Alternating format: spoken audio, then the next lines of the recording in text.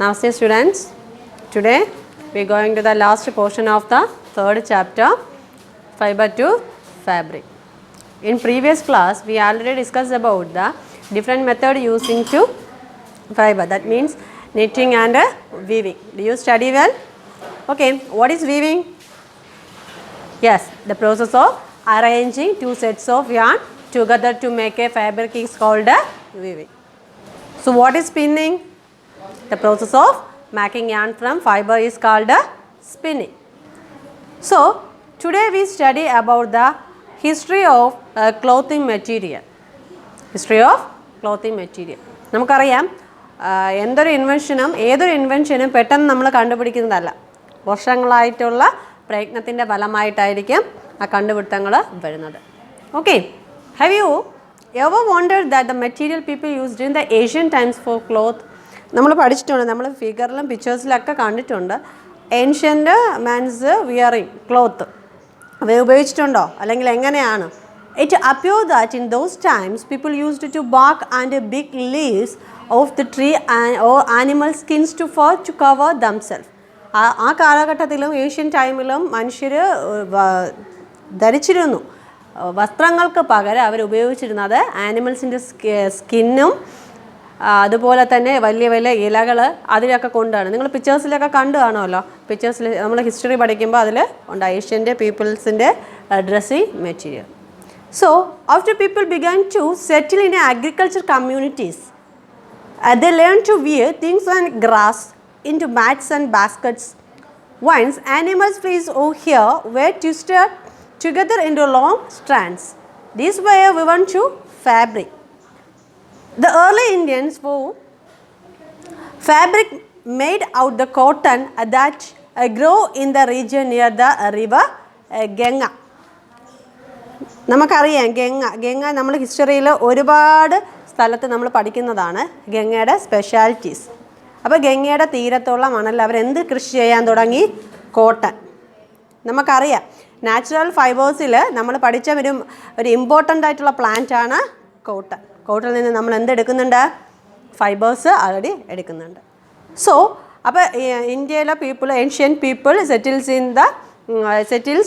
began to settle in agriculture communities. Agriculture ചെയ്യാൻ വേണ്ടി അവർ communities സെറ്റിൽ ചെയ്തതിൻ്റെ ഭാഗമായിട്ട് കോട്ടൺ കൃഷി ഗംഗയുടെ തീരത്തിലെയും കോട്ടൺ കൃഷി വരിക, അതിൽ നിന്ന് സ്ട്രാൻഡ്സ് അവരെടുക്കുകയും ചെയ്യുന്നത്. Flax is also a plant that gives us a natural fibre.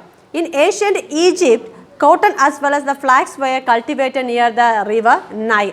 അതുപോലെ തന്നെ ഈജിപ്തിലുള്ളവർ flax is also a plant that gives the natural fibre, is also a natural fibre plant. So ഈജിപ്തിലുള്ള നൈലിൻ്റെ തീരത്തുള്ളവർ എന്തൊക്കെ കൃഷി ചെയ്യണം? കോട്ടനും അതുപോലെ തന്നെ ഫ്ലാക്സും. So people simply drape the fibre around different parts of their body.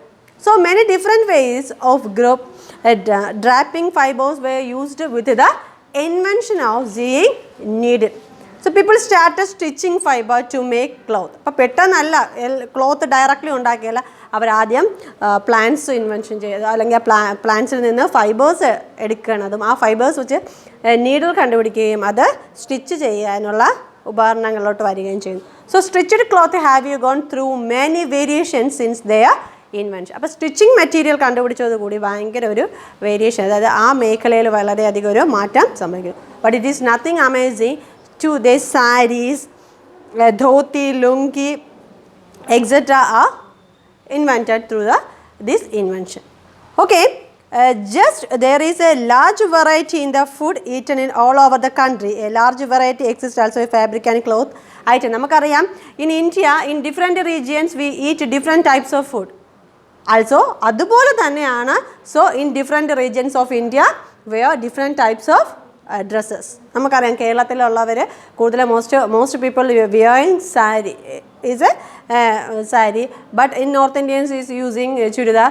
V also using different types of dressing, isn't it?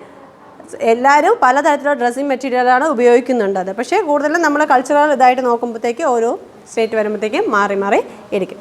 So this is the history of clothing material.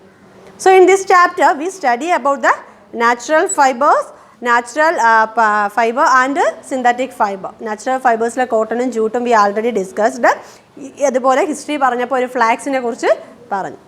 So 3 points are there. Knitting, weaving, spinning is a important one. So and also you read about the history of clothing material. This is the conclusion portion of the third chapter. Okay, you must read the textbook 5 times more. നിങ്ങൾ text നന്നായിട്ട് വായിച്ച് each and every sentence നിങ്ങൾക്ക് മനസ്സിലാകത്തുള്ളൂ, എല്ലാ നോട്ടിലൂടെ തരുന്നില്ല. So you must careful read chapters. Okay, thank you.